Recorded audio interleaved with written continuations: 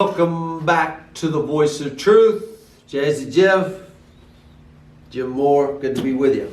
Good to be with you too, my man. We better get on, I guess, unless you got a verse or something. No, absolutely. Let's get on with it. About this wedding, a marriage in the wilderness, we were calling this. Remember, go back and watch the program we did on Hosea. Remember, Hosea was told to marry a harlot. And then God says, I will lure her into the wilderness and speak comfortably to her and all of this. And A woman that kept running off and running off over and over. Yeah. Sounds kind of like Israel. Yeah. Well, let me go back here. Let me keep this right here in Exodus, trying to catch up here just a little bit. Hosea chapter 2. Verse 14, therefore, behold, I will allure her, bring her into the wilderness, speak comfortably to her, give her vineyards and the valley of Acre for a door of hope, and she shall sing there as in the days of her youth, as in the days when she came up out of the land of Egypt. Now, this is going to be important because Hosea is talking about a marriage here, and nobody ever talks about the marriage that took place at Mount Sinai. Now, we would look at a covenant, and we would call it Old Covenant and New Covenant. But guys, let me tell you something. There's only one covenant, and it's a marriage covenant. I mean, this is a marriage covenant. So, we've got to look at these things. Now, I know you're thinking, well, there's a whole lot more covenants, but all of these are speaking and pointing to the marriage covenant. Go read Ephesians chapter 5, and you'll see these things are Christ and the church. I mean, that's what he said. The whole summation of the things was Christ and the church. Husbands, love your wives. And right in Genesis 2 or Genesis 3, Adam, there was no helpmeet for Adam. And he puts a sleep on him, and he takes a rib and makes Eve. And what's it say? Man shall leave Father and mother, and cleave to his wife. And these two shall be one flesh. So this thing is about covenant. Now, all these things he and I are talking about in our Monday session, and sometimes we just rattle on about Revelation, the coming of the Lord. Sometimes raptures. we don't stick to point. We have a point. We have a subject, and we veer off sometimes. Yeah. And I hope that's all right, because that's the way we are. Yeah. Because we veer off. That's all right. Yeah. I mean, it's all the same thing. It's all Jesus. If you understood these things about covenant and this marriage covenant, then we wouldn't be worrying about raptures and getting ourselves ready. I guess that's our point, is because all of that shows that we don't understand. Are we married unto the Lord? Are we married unto Him at this point? That's a good question. Because I believe we are. Yeah. Right? Yeah. Well, I think we're going to show that. I think it's largely other people's belief that we are preparing to be married unto the Lord. Yeah. Well, and it's not happened yet. Yeah. You believe that? No. I mean, evidently. Because we're going to 31 show ways to prepare yourself for the rapture. Yeah. For the coming. I think with this study, we will show when the marriage took place. You know what I mean? When did the marriage take place? Right. And I think that's why it's so important right here. We said there was a marriage at Sinai. Looking back at Hosea here. I will give her the valley of Acre for a door of hope. She shall sing as she did when she came up out of Egypt. Okay? When did she sing when she came up out of Egypt? As she came through the Red Sea. And she came through the Red Sea, they sang a new song in Exodus 15. Because what happened? All their enemies were destroyed. And then what did God do? He brought them to Mt Sinai and the covenant. And you remember, this is kind of where we left off. Moses was the friend of the bridegroom. Mm-hmm. You remember, Moses come up to the mountain. Tell the people, to stay away. Don't touch the borders of this. Moses goes up. He gets the terms of the marriage covenant. And see, the way people take Revelation is it's things to come. Right. Right? Uh-huh. And when you see, and he took me to an exceedingly high mountain, and he showed me the bride, the Lamb's wife. See, some people say, well, that's out in our future. That's out in front of us. And people say, well, prove it to me. Yeah, You know, well, prove we it. are. Prove it that it's taken place. Yeah, well, that's a good question, and we will, so stay with us here. So, you remember we talked about the espousal, the engagement, sometimes would take up to a year. And the reason being was, now guys, you got to hear this, because the groom would be taking sometimes a year to prepare a place for his bride. Now, doesn't this bring us right to John 14? I'm going to prepare a place. Where did he go? He went to the cross. That's right. Okay. And the bride would spend that same amount of time preparing her wedding garment. That's all she did, was prepare a wedding garment. Prepare for the day of marriage. So you got these two things going on. To say that Jesus said, I am going to prepare a place for you, that where I am, there you shall be. All right?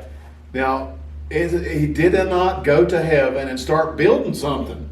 No. Taking a hammer and nail, or a nail gun, whatever he had, and building me a mansion up there. No. Get that out of your head. He went to the cross. Yeah. That's where he was going. I mean, that's where he said, I go to prepare a place for you, that where I am, there you shall be also. Yeah, and he said he would come again, and you know what? He did in 3 days. He showed up on the road to Emmaus. He showed up in that room with the doors locked. And so many times I hear, well, he's up there building my mansion. Yeah. For crying out loud, please. He went to the place and prepared it. Yeah. Well, and in the story, so God brings them. Moses is the friend of the bridegroom. Israel is the bride. God is the husband.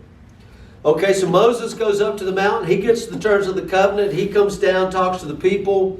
And what was the people? All the Lord has spoken we will do. Exodus 1 through 8.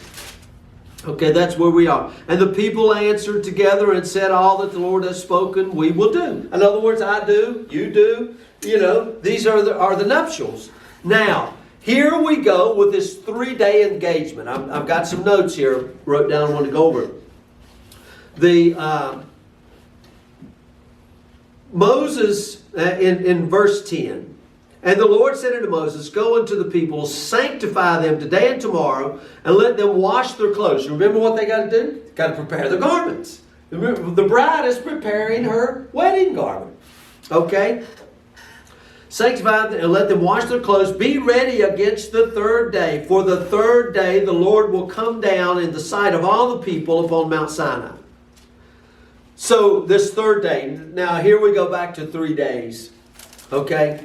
So, what happened at the end of this 3rd day? Right here in Exodus. Now, you go on and read this.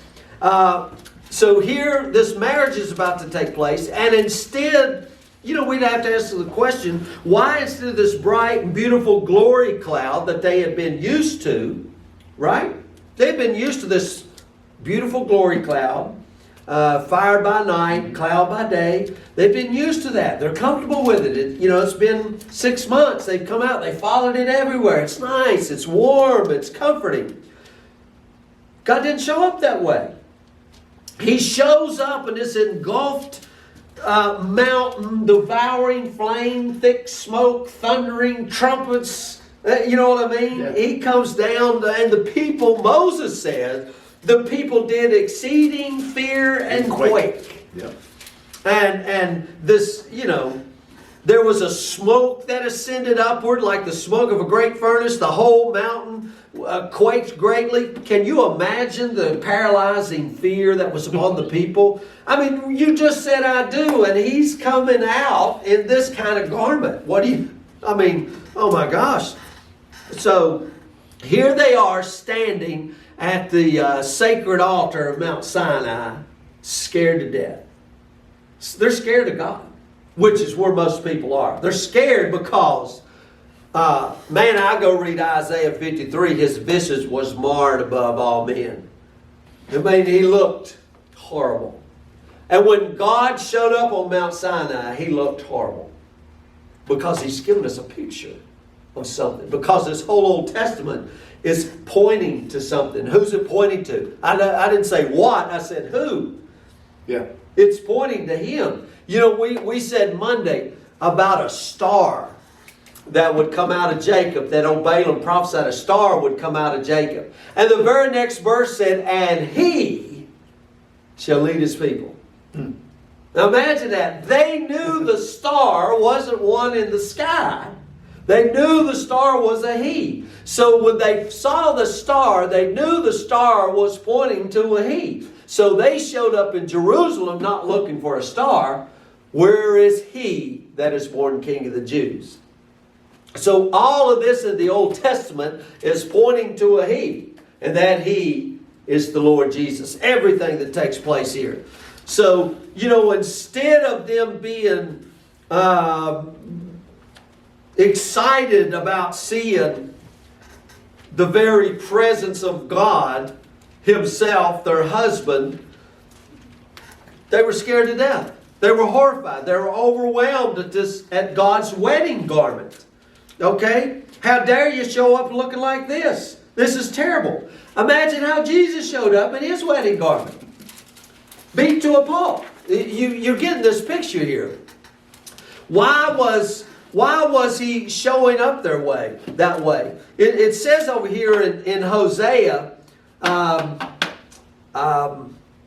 it talks about the rolling of the waters. Here he is rolling the waters, clouding over this occasion with this threatening appearance of darkness and death. And needless to say, they've kind of changed their mind. So the people call on Moses. Moses is called up the mountain again. Moses goes back up the mountain. The Lord speaks to the people. The Lord spake unto the people concerning the 10 commandments. However, when the people heard the thunderings and the lightnings and the noise of the trumpet and the mountain smoke, they removed and stood afar off. And they spoke to Moses and said, speak thou with us, and we will hear, but let not God speak with us, lest we die.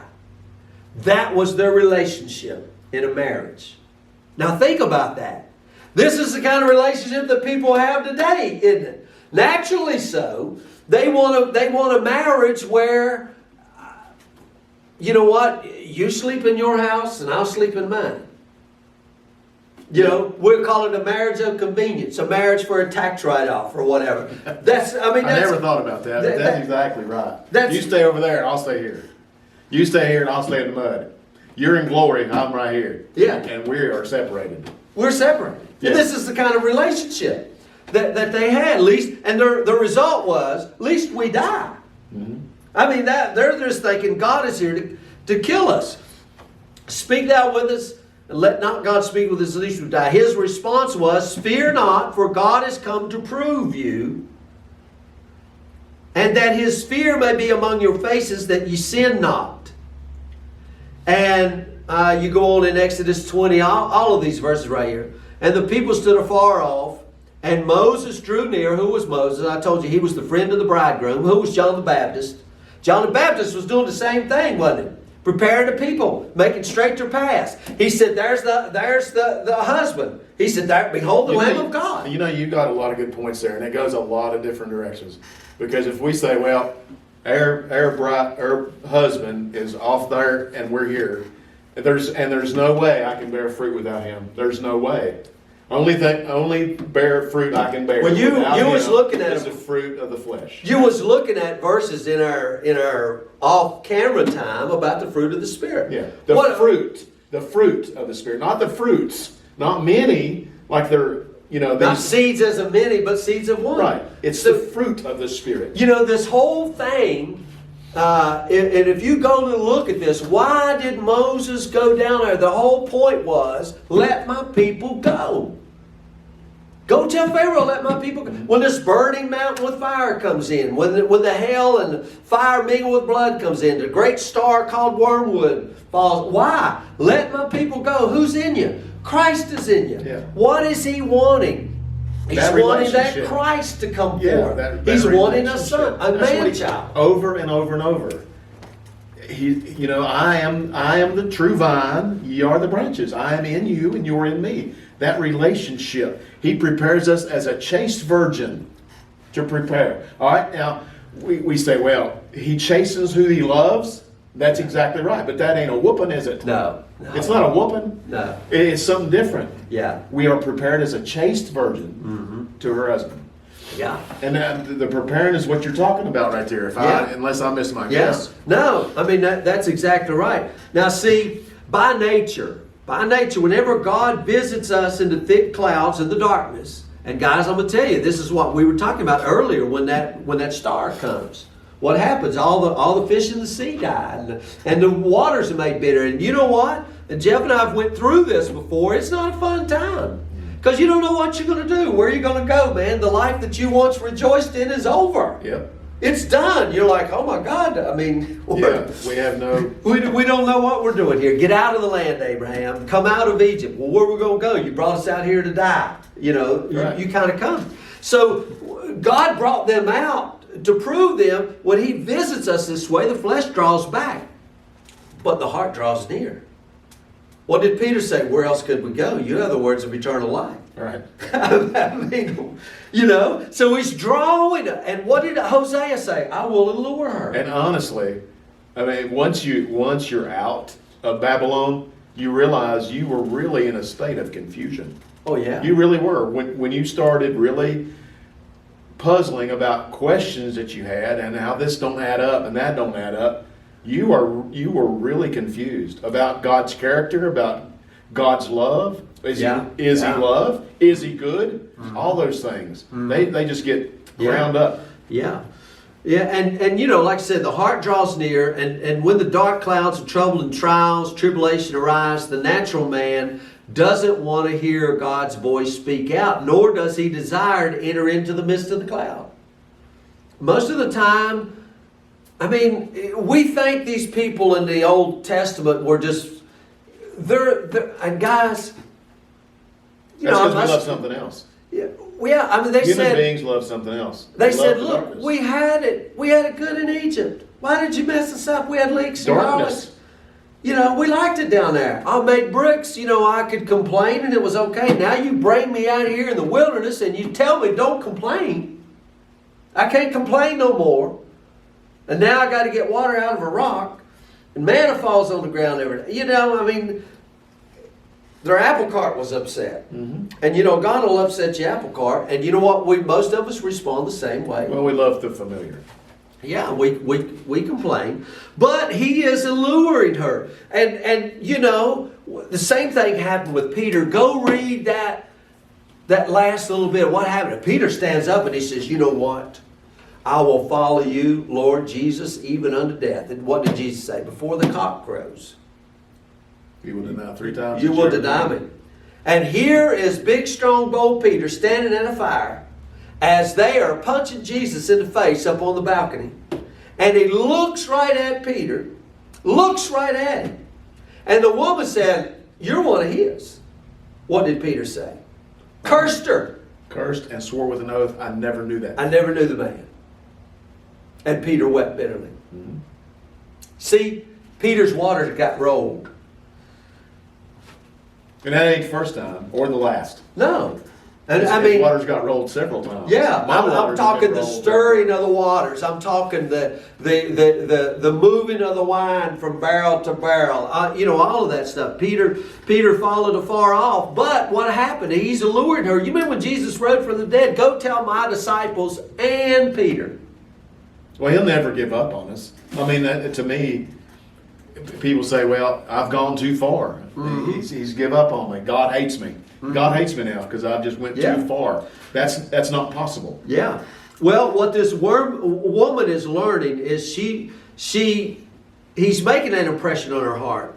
And she knows that God, this woman here, our soul, she knows that God often hides Himself in the storm clouds and hardships and in afflictions, using them as a means of concealing His glory until the appointed time of revelation. Let me read you some verses here. 2 Samuel 22:12.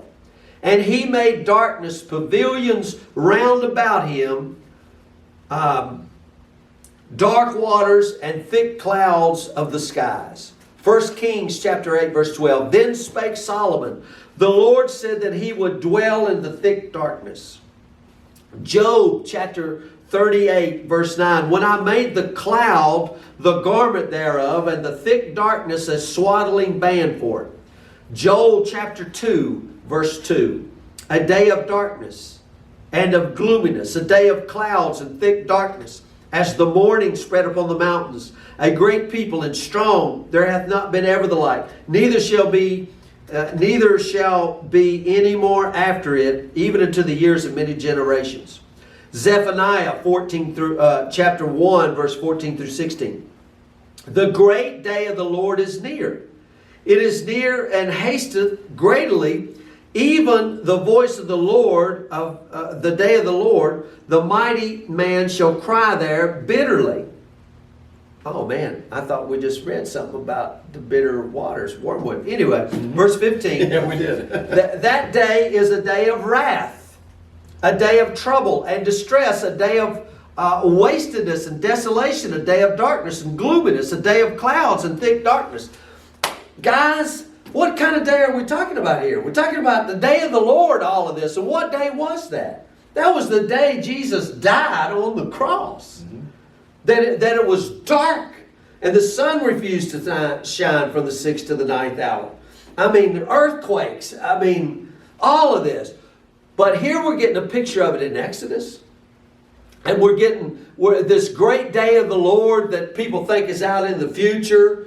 And so we're seeing this here as a picture. And here's what it says in verse 16. A day of the trumpet. Was that one we was talking about on Monday? Yeah. A day of the trumpet and alarm against the fenced cities and against the high towers. As we go on, we will see all of these come together in one event as we go on this lesson here. I hope you're excited. It excites me. Yeah, well, I know. I know. It excites me too. This one event to where he said, I go to prepare a place for you. Yeah, yeah. See, once he gets by the... That's where I am. You may be also. Yeah. Not where I'm going. Mm-hmm. You'll be there someday. That's not what he says. That's where I am. Yeah. Well, you know, once he gets by the thunderings and lightnings and earthquakes and people, they forget all of this side. There's a familiar sound of his still small voice, his soft voice, speaking comfortably. Remember Isaiah, what Isaiah 40 or 42, speak comfortably to Israel. Tell her warfare is accomplished. And Hosea, I will speak comfortably to her. You know, not this military kind of style. There is a military kind of style, but once you get through all of that, then I will speak comfortably to her. And I know exactly, I can tell you stories. And in the speaking comfortably, he's wooing and alluring into the place of rest and peace where he is. It's the secret place of the Most High, the shadow of the Almighty. Psalm chapter 91. And this kind of reference, and we kind of get this from Malcolm Smith, this Middle Eastern custom here that we don't know anything about in the United States, about the shadow of the Almighty. During that time, there was no motels to stay in, right? No motels. So the traveler would come to a tent, and he would grab the tent rope and stand next to the door and come under the shadow of the owner of the tent. Okay, this was their custom. And the owner would never refuse because he believed the traveler was a gift sent to him from God.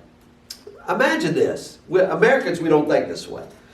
He would extend the greatest courtesy to the extent that he would make his own children sleep outside to accommodate the traveler.